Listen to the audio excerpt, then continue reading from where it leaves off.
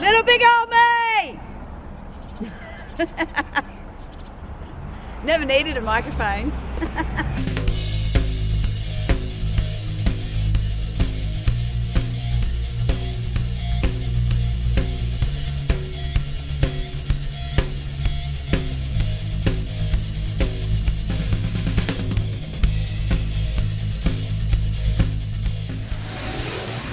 I thought I'd take the opportunity to go back in time and explain the inner workings, I guess.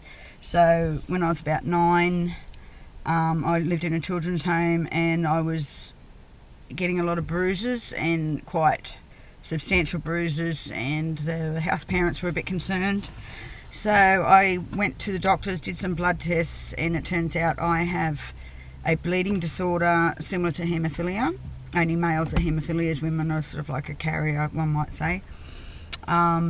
So I had some tests done.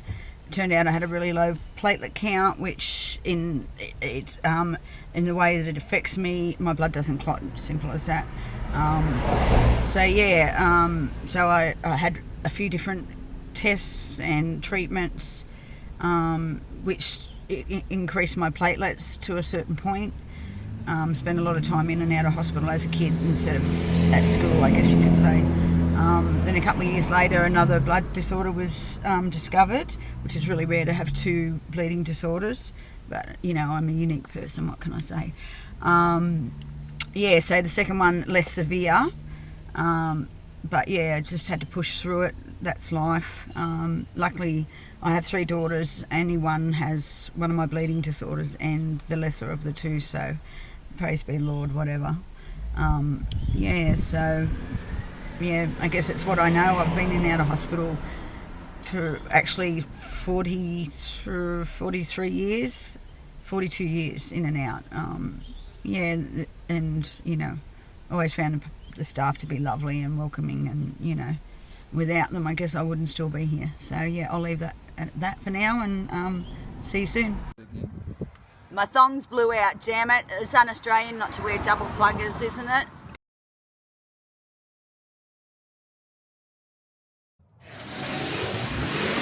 Continuing my journey and story, I relocated to my little beautiful beachside town. So I lined up my plans, got a job as a fruit picker on a berry farm, and also lined up accommodation. I thought if I'm going to make a change, things have to flow and be smooth, and, you know, like, why go from one bad situation to another, you know? Be confident and have all your, you know, plan all the steps beforehand. But as we all know, life doesn't always go that way, and boy, don't I know it. So I had a little delay upon, when I went to leave Newcastle, I had a few other things I had to take care of, unexpected things, family matters, as we all do in life. So, which was turned out to be a good thing. You know, in life you can plan things all you want, and life throws you a curveball, as they say, and boy did I get a curveball. It kept going round and round the opposite direction, but I've gotten through it. So I'll go back a little bit now. So I got a job at a blueberry farm, and what I was promised and how much money I'd make, I was like, wow, you know, but I'd never done anything like that before, and I thought, I'm going to take a risk. It failed miserably, but it's okay. I came up here to focus on me. It wasn't so much about money. I had a really good job. I earned $1,900 in my last pay. I quit that job to come up here to get $19 in my first pay here. So I guess you sort of can gauge the extremities of that. Good thing I paid my rent 3 weeks up ahead of time. Not immediately though, so I organised accommodation. I'll move along a bit further. But with my delay, I didn't ring my new prospective landlord until I got here. And when I got here, I rang her and she went, oh, I've given that room away. I didn't hear from you. So I was like, oh my God, and I was so tired, you know. I just wanted to lay in a bed and go to sleep somewhere. So I hung around at the beach, of course. That wasn't so bad. Went to the bottle shop maybe once or twice. Never mind. And tried to get other accommodation, and everything failed. Everything. I tried numerous other share houses. One lady was even I even pissed her off within the first 2 minutes, you know. She said, yes, I've got a room, but it's not available till tomorrow. And I'm like, well, I don't care if the bed's not made. I'll make the bed. I'm really tired. I've driven a long way. I just want to get somewhere. Well, she hung up on me. Part of me wanted to seek her out, but I went, you have to behave yourself. This is a new you, Sandra. Anyways, so I rang another guy. He said, no, there's no accommodation. I rang motels, I rang caravan parks. But going into the bottle shop actually was where I ended up getting my accommodation, not in the bottle shop itself. That would have been nice. It was the guys in the bottle shop, when I told them about my problem with accommodation, they said, have you tried Diggers? And I'd been to Diggers Rest Motel across the road from Diggers, but no one answered the bell. Tried ring the number, no one answered the number. This was a series of events with a number of places. And they said, and then they said, no, you've got to go to the club and go in. They take over and man the phones for the accommodation after hours. So I went in there, not a problem, got accommodation, fantastic. Now, my boss, with the berry picking, you normally car share, and I get a message asking, can I take this particular person to work? And so she rings me, and you know, I said, oh, I was supposed to stay at that house, but you know, my room got given away. And she goes, oh, I think that might have been the room I'm in. And she said to me, you can share the room with me. So I'm thinking, this person sounds a bit hectic, you know, and I'm trying to get away from hectic and quiet my life down and be more productive. But I thought, you know, go out on a limb. So I went around the house to meet this lady. Well, I can't call her a lady, but never mind. I shouldn't be nasty. I'm not being nasty. It was just like, I was like, wow, this person's 10 times more even hectic than me. And I went, I just can't do it. But I was sitting there being polite all the same. Funny enough, the landlord happens to come over, who lived next door. She owns a number of houses. And she's gone, oh, you just decided to take the share room. And I went, no, I haven't. I looked at her and gave her that little look that you try and give someone, and when you don't know them so well, it depends whether they're paying attention. She went, would you like to come inside and have a chat? I went, oh, yes, please.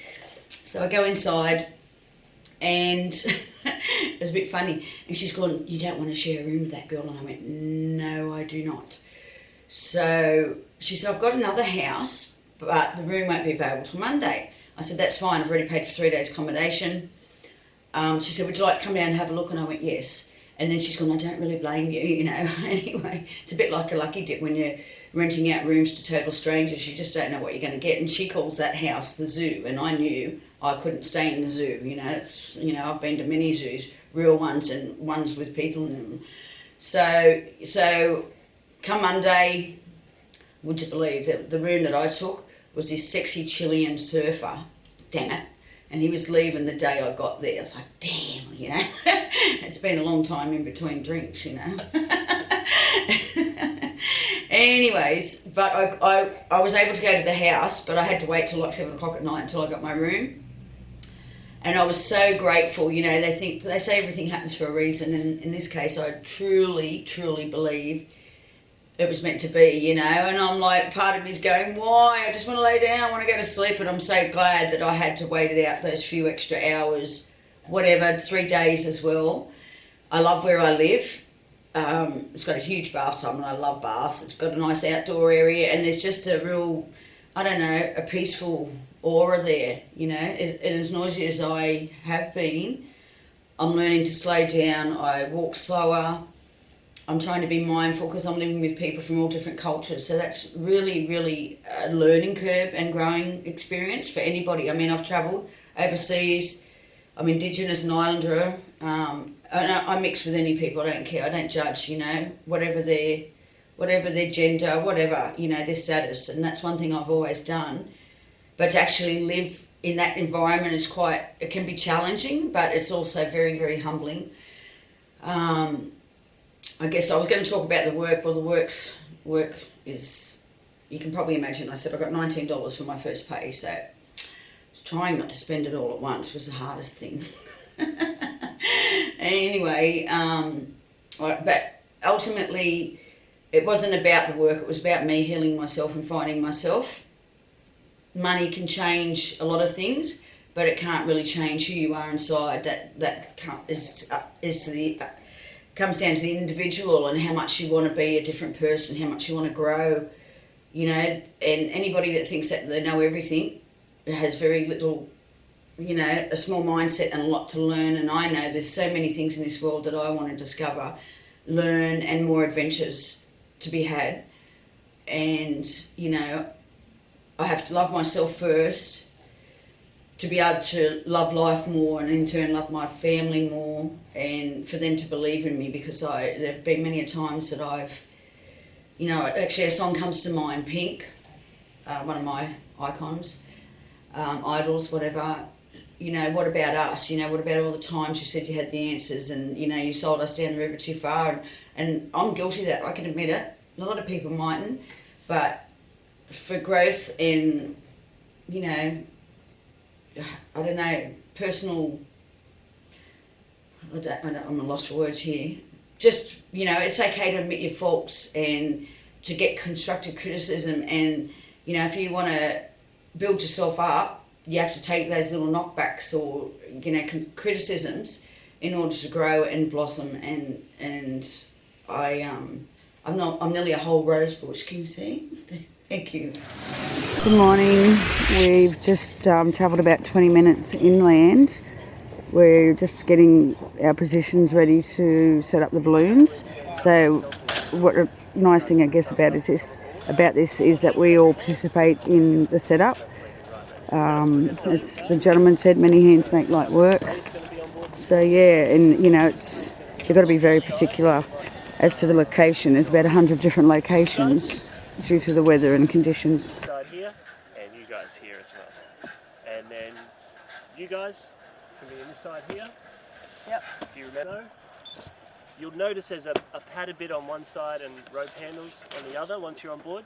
Basically our landing position for now, just a quick little overview, is backs on the padded bit, facing that way, and 2 hands on the handles.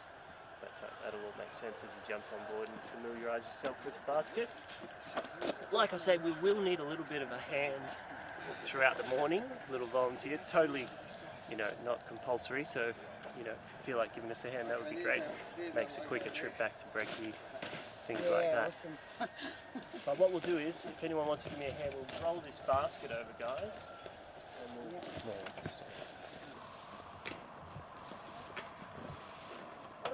Almost feel like I'm at the circus or something. I don't know. We don't need to do cartwheels, do we? Little big old me. How you doing today? What are you doing today?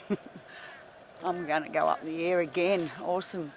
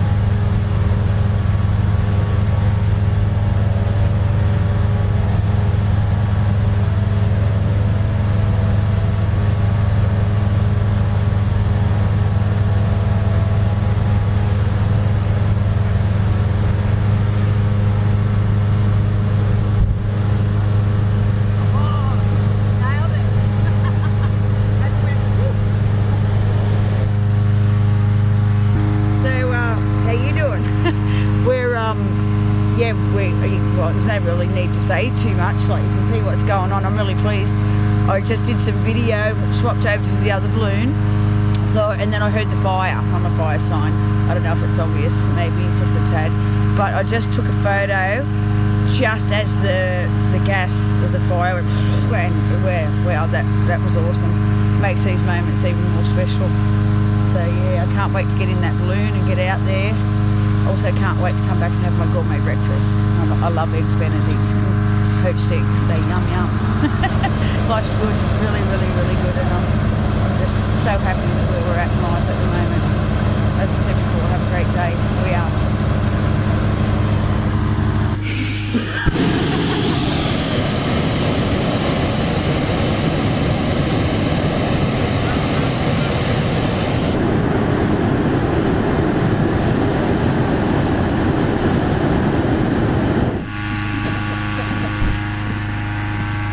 Where did you meet your new lover?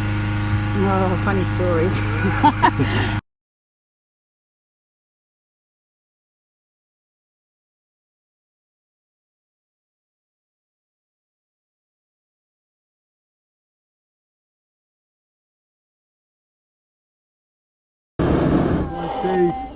It still works.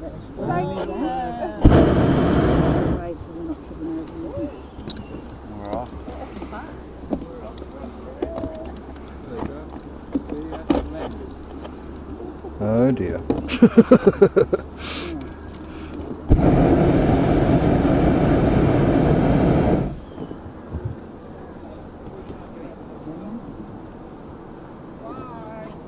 Jealous. Don't drone. I missed takeoff. Trying to be organised for the takeoff and I missed the takeoff. That's a bit funny.